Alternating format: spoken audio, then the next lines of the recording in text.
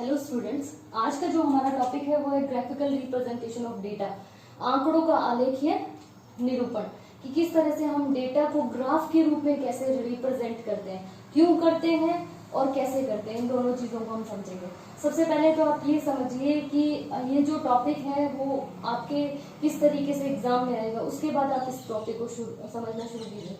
सबसे पहले तो आपके जो शॉर्ट क्वेश्चन आएंगे वो आएंगे what is frequency polygon, frequency polygon क्या है, हिस्टोग्राम क्या है, छोटे क्वेश्चन में।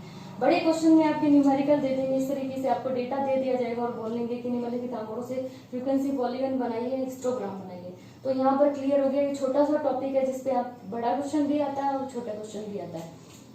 अब हम बात करते हैं कि क्यों हम ग्राफ के रूप में प्रेजेंट करते हैं। अभी मैं यहाँ पर एक इतना बड़ा पैराग्राफ लिखूं, कोई नहीं पढ़ेगा, और अगर इसकी जगह पे मैं छोटा सा ग्राफ बना दूं तो 1 सेकेंड या 2 सेकेंड अगर या मैक्सिमम 10 सेकेंड तक अगर किसी व्यक्ति ने देख लिया तो वो आसानी से समझ जाएगा कि ये ग्राफ में क्या बताया जा रहा है और कंपेयर करने में भी आसानी रहती है।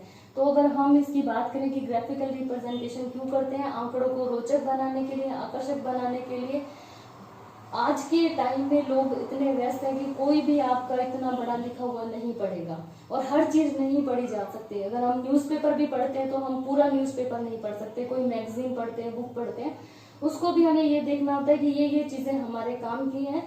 तो जो चीजें हमें ऐसे लगता है कि वो नहीं पढ़ेगा कोई भी व्यक्ति, इतना व्यस्त है, तो अगर वो एक बार ग्राफ पर नजर डाल लेगा तो उस ग्राफ को देखने से ही या ग्राफिकल रिप्रेजेंटेशन से ही हमें पता लग जाता है कि यहाँ पर क्या कहने की कोशिश की जा रही है।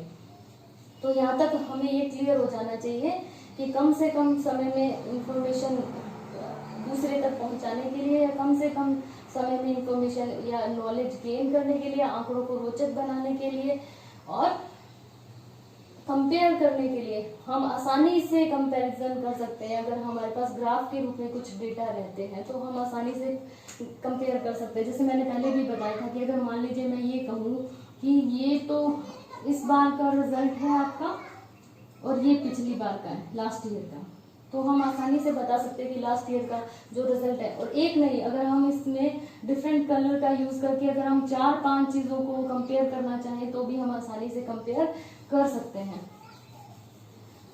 तो कंपैरिजन में भी आसानी रहती है। अब हम बात करते हैं कि फ्रीक्वेंसी पॉलीगॉन है क्या।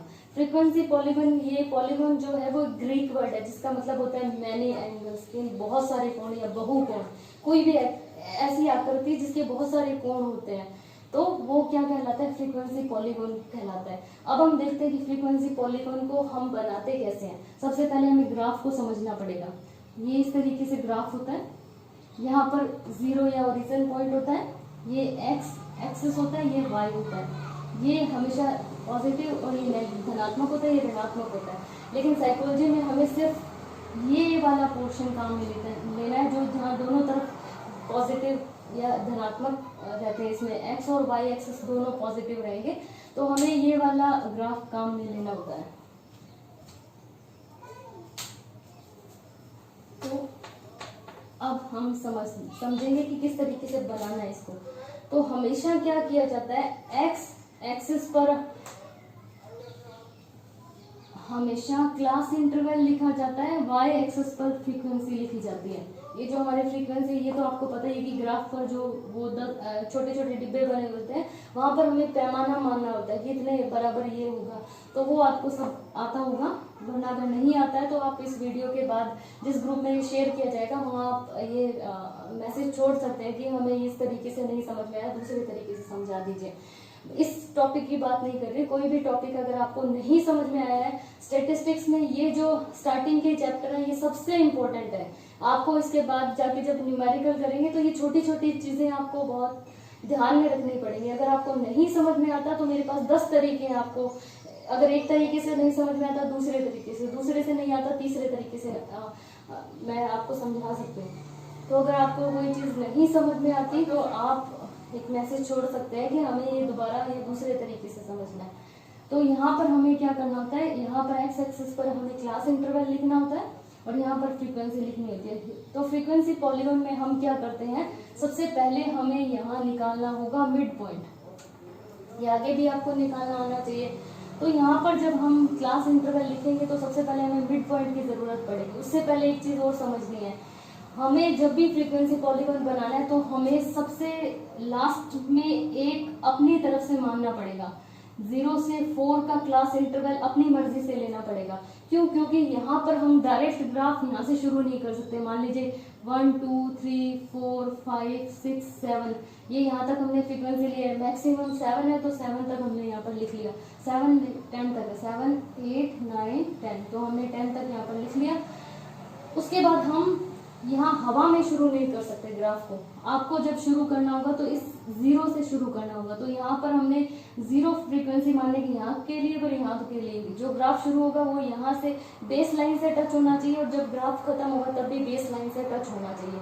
तो हमें यहाँ पर भी एक 0 फ्रीक्वेंसी वाला क्लास इंटरवल लेना है और यहाँ पर भी 0 फ्रीक्वेंसी वाला क्लास इंटरवल लेना है। तो यहाँ जो क्लास इंटरवल होगा वो 40 से 44 होगा। अब ये सीरीज भी आपको ध्यान में रखनी है, इंक्लूसिव सीरीज है, समावेशी श्रेणी है, जिसमें कोई भी डेटा रिपीट नहीं हो रहा। 0 to 4 है तो यहाँ पर 5 होता तो 5 और 5 रिपीट हो जाता। 0 to 4, 5 to 9, 10 to 14, तो कोई भी डेटा यहाँ पर रिपीट नहीं हो रहा। तो ये भी आपको ध्यान में रखना है। अब हमारे पास 2 0 शुरुआत की में भी 0 आ गया और यहाँ भी 0 आ गया। अब आपको ये इसका मिड पॉइंट निकालना है। मिड पॉइंट निकालने के लिए मैंने आपको सीधा सा फॉर्मूला बताया था, दोनों को ऐड करके आप 2 से डिवाइड कर देंगे। तो ये आपका आ गया 82 को जब आप 2 से डिवाइड करेंगे तो आपका मिड पॉइंट 42 आ गया। इस तरीके से आप सबका मिड पॉइंट निकाल लेंगे। मिड पॉइंट निकालने के बाद मिड पॉइंट को हम यहाँ दिखाते हैं। जैसे 0 to 4 वाले में आएगा 2 और 5 to 9 वाली जो वर्ग अंतराल है उसमें आएगा 7। मिड पॉइंट निकालना आपको आ गया होगा। इसमें आएगा आपका 12, 15 से 19 वाले में आपका आएगा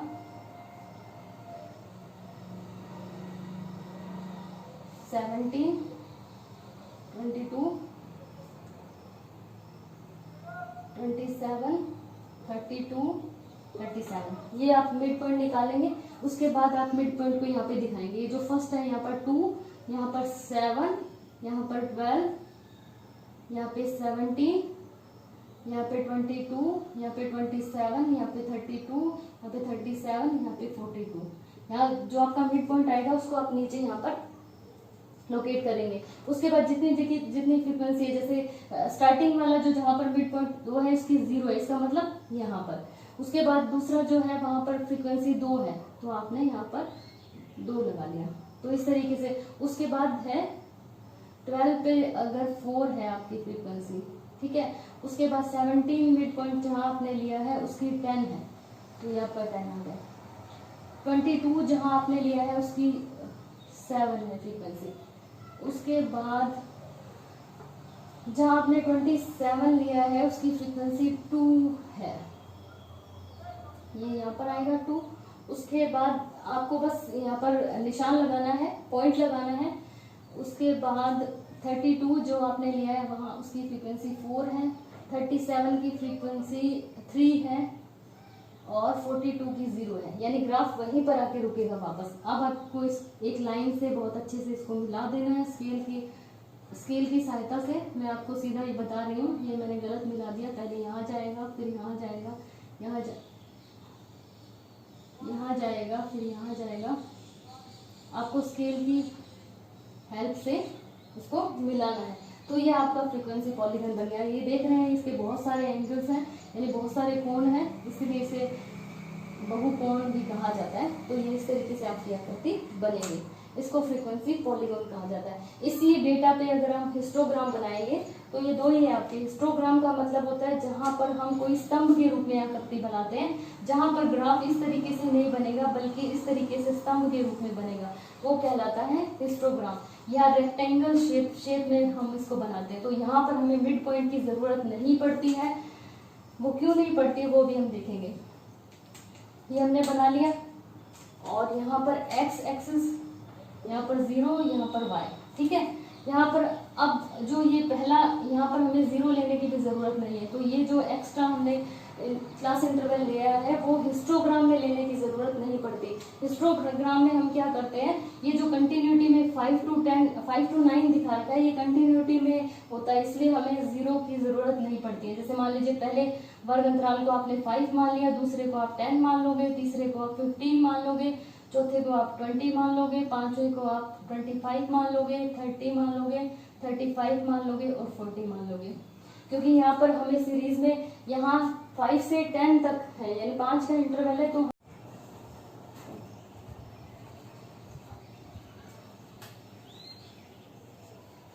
जो दूसरा हमारा है वो हिस्टोग्राम, इसी डेटा से हमें हिस्टोग्राम बनाना है। तो हिस्टोग्राम बनाने के लिए भी आपको क्या करना है, यहाँ पर एक्स एक्सिस, यहाँ पर वाई एक्सिस। एक्स एक्सिस पर आपको क्लास इंटरवल लिखने, क्लास इंटरवल यहाँ पर कंटिन्यूटी में होते हैं, यहाँ पर जो क्लास इंटरवल होंगे वो आपको एक्सक्लूसिव सीरीज में लिखने होंगे। 5 to 10 है तो इसकी जगह पे अगर हम 5 to 9 है तो इसकी जगह पे हम 5 to 10 लिख लेंगे, क्योंकि ये जो है वो कंटिन्यूटी में होते हैं। और कंटिन्यूटी में है तो आप ये लिख सकते हैं कि 5 to 9 और फिर 10, 9 से बीच का एक यहाँ पर ब्रेक हो रही है सीरीज।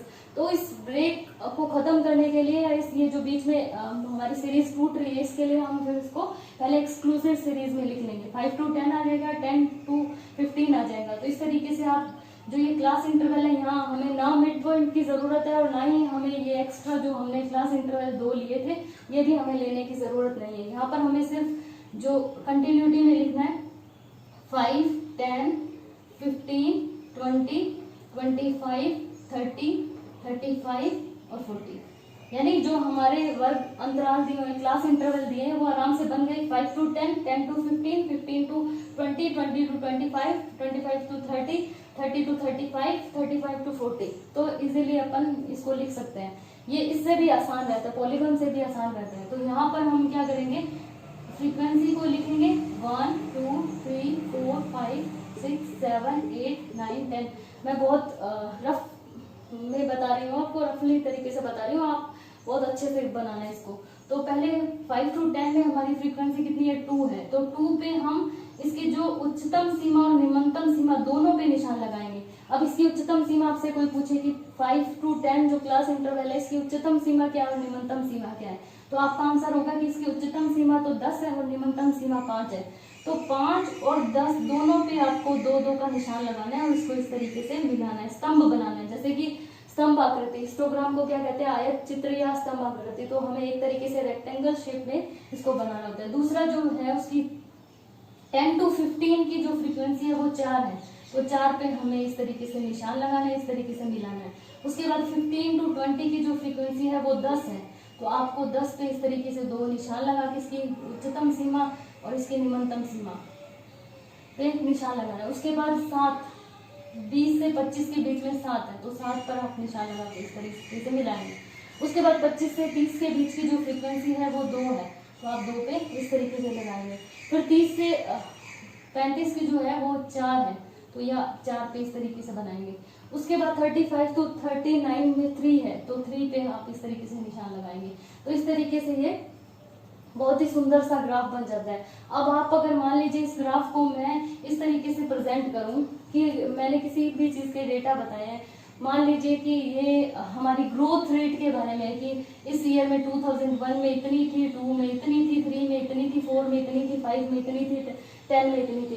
तो इजीली हम देखते ये पता लगा सकते हैं कि हमारी जो ग्रोथ रेट है वो कब हाईएस्ट रही है और कब सबसे कम रही है। तो ये फायदा होता है ग्राफ के रूप में जब हम डेटा को प्रेजेंट करते हैं। तो यहाँ आपको अच्छे से समझ में आ गया होगा कि पॉलीगॉन किस तरीके से बनाना है, हिस्टोग्राम किस तरीके से बनाना है। पॉलीगॉन बनाते समय हमें ये ध्यान रखना है कि हमें 2 वर्ग अंतराल लेने हैं, समावेशी श्रेणी में लेना है, और 2 वर्ग अंतराल एक्स्ट्रा लेने हैं, एक सबसे पहला और एक सबसे लास्ट, जिनकी आवृत्ति हमें 0 माननी है, क्योंकि ग्राफ जो पॉलीगॉन होता है वो यहीं से स्टार्ट होता है और यहीं पे खत्म होता है। हिस्टोग्राम में हमें कोई एक्स्ट्रा नहीं लेना, वहां पर पॉलीगॉन में हमें मिड पॉइंट निकालना है, मिड पॉइंट को एक्स एक्सिस पर बताना है, जबकि यहाँ पर हमें एक्स एक्सिस पर मिड पॉइंट को नहीं बताना है, सिर्फ कंटिन्यूटी में रहेंगे डेटा 5 to 10, 10 to 15। तो ये आपका क्लियर हो गया होगा। आपके छोटे क्वेश्चन आएंगे, आयत चित्र क्या है या हिस्टोग्राम क्या है, फ्रीक्वेंसी पॉलीगॉन क्या है, और डेटा दे देंगे और आपको कहेंगे कि निम्नलिखित आंकड़ों से हिस्टोग्राम बनाइए या फ्रीक्वेंसी पॉलीगॉन बनाइए। तो आप इजीली आराम से 15 मार्क्स का ये अटेम्प्ट कर सकते हैं, और अगर ये आपका 3 नंबर में या 1.5 नंबर में आता है तो आप इजीली इनका आंसर दे सकते हैं। अगर फिर भी आपको कुछ भी चीज समझने में दिक्कत आ रही हो तो आप एक मैसेज डाल सकते हैं कि हमें दूसरे तरीके से समझा दीजिए, क्योंकि स्टैटिस्टिक्स में अगर आपने इन बेसिक चीजों को नहीं समझा तो आगे फिर आप नहीं समझ पाएंगे। तो आप अगर नहीं समझ में आ रहा तो इसी को बताने के तरीके बहुत सारे हैं, तो आप आसानी से समझ सकते हैं। Thank you.